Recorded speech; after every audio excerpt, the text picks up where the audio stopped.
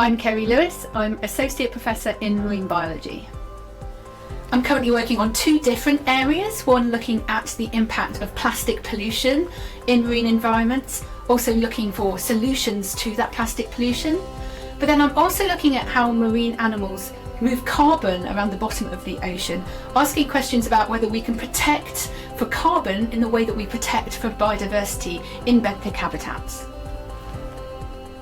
I think the future of sustainability research is twofold. It's very much more looking at solutions to the problems that we now understand pretty well, but also in taking these systems approaches, joining up the different disciplines, because so many of these problems for environmental sustainability are complex and need multiple different skills to address them. So much more systems and joined up research across different disciplines is needed. An example of that is the work we're doing on plastics.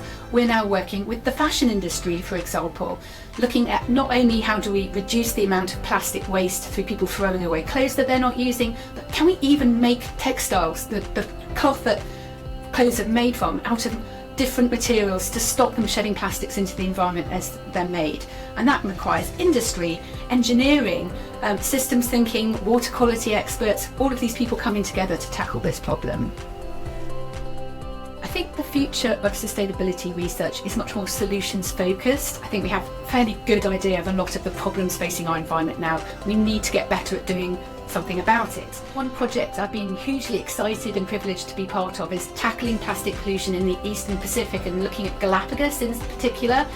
And that project has involved life cycle economists, people who study the production of plastics, looking at the environmental impacts, working with oceanographers, looking at the impacts on the environment, but also people coming up with technological solutions to reduce plastic and looking at circular economy approaches to how plastic is used across a whole area within Latin America.